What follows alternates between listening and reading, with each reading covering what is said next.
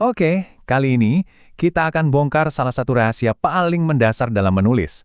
Ternyata nih, kekuatan sebuah tulisan itu bukan cuma soal apa yang kamu sampaikan, tapi juga soal di mana kamu meletakkannya. Yuk, kita kuasai 5 cara menempatkan ide pokok biar tulisan kamu punya dampak maksimal. Pernah nggak sih kamu baca sesuatu dan langsung, aha, paham? Tapi di sisi lain ada juga tulisan yang udah dibaca bolak-balik tapi kok ya nggak nyambung-nyambung. Nah ini frustrasi yang umum banget loh, baik buat pembaca maupun penulis. Jadi apa sih sebenarnya yang bikin beda? Jawabannya ternyata soal posisi. Ini bukan sulap, ini soal strategi. Di mana kamu menaruh ide utamamu itu bisa jadi penentu. Apakah pesanmu bakal sampai dengan jelas atau malah hilang gitu aja di tengah-tengah? Anggap aja ini soal arsitektur tulisan kamu. Oke, sekarang ayo kita bedah lebih dalam lagi soal kekuatan posisi ini. Nah, untuk itu, kita perlu fokus ke satu elemen paling penting yang bakal jadi senjata utama kita dalam menulis, yaitu ide pokok. Jadi, apa itu ide pokok? Gampangnya, ini tuh jantungnya paragraf kamu. Pesan utama yang pengen banget kamu sampaikan. Anggaplah ini bukan sekedar kalimat biasa, tapi sebuah alat strategis yang bisa kamu pakai buat mengarahkan pikiran pembaca. Pada dasarnya, cuma ada dua pendekatan utama yang saling berlawanan. Pertama, deduktif, di mana kamu langsung to the point. Dan yang kedua, induktif, di mana kamu membangun argumennya pelan-pelan.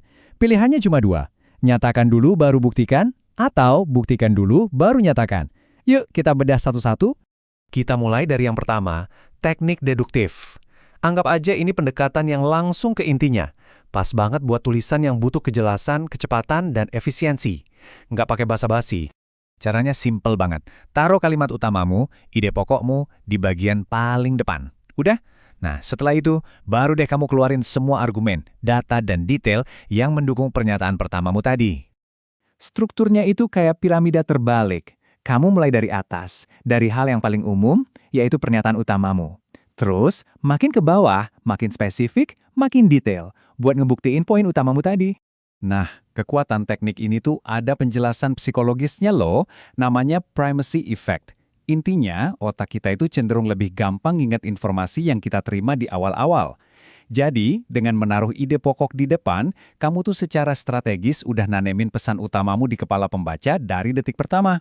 Terus kapan kita harus pakai jurus ini? Wah, ini ideal banget buat tulisan yang butuh kejelasan instan. Contohnya, laporan bisnis, artikel berita, atau tulisan ilmiah. Pokoknya semua tulisan di mana pembaca harus tahu intinya secepat mungkin. Oke, sekarang kita pindah ke lawannya, teknik induktif. Kalau deduktif tadi soal kecepatan, induktif ini lebih soal membangun ketegangan, persuasi, dan ngajak pembaca buat ikut dalam sebuah perjalanan penemuan. Di sini, urutannya kita balik total. Kamu mulai dulu dari bukti-bukti, fakta, data, atau pengamatan. Kamu ajak pembaca jalan-jalan dulu, nemuin satu persatu kepingan puzzle, dan baru di akhir, kamu kasih lihat gambar besarnya sebagai kesimpulan. Strukturnya itu kayak lagi bangun piramida dari bawah ke atas. Setiap fakta yang kamu kasih itu ibarat satu balok penyusun.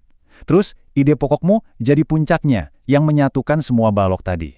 Secara psikologis, ini juga ada triknya, namanya recency effect. Kebalikannya yang tadi, kita tuh cenderung paling ingat sama informasi yang kita terima paling akhir. Jadi kesimpulan yang kamu taruh di ujung itu bakal jadi momen aha yang paling nempel di kepala pembaca. Kuat banget buat persuasi. Oke, setelah kita pegang dua jurus dasar, deduktif dan induktif, sekarang saatnya naik level.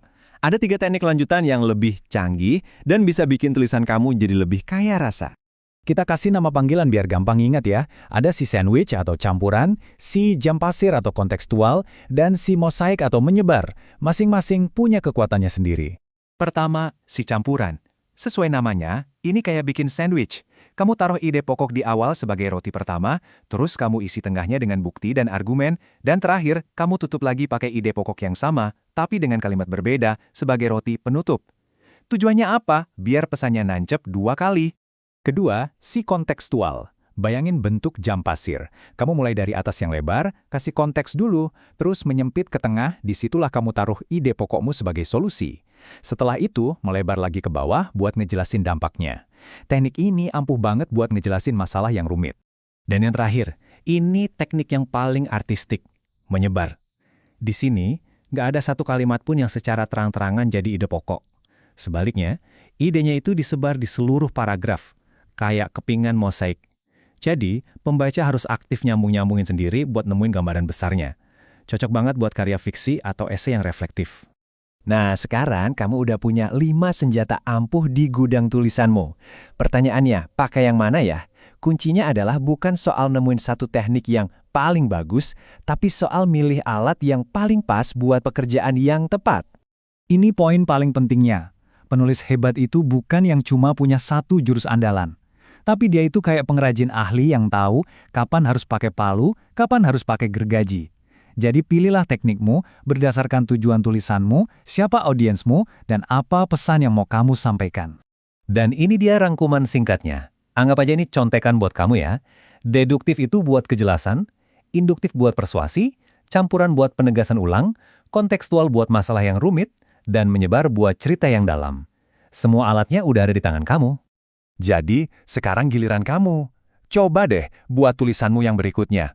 Mau itu email penting, laporan, atau sekedar postingan, pikirkan baik-baik. Jurus mana yang bakal kamu pilih biar pesanmu sampai dengan dampak paling kuat? Pilihan strategis ada di tanganmu.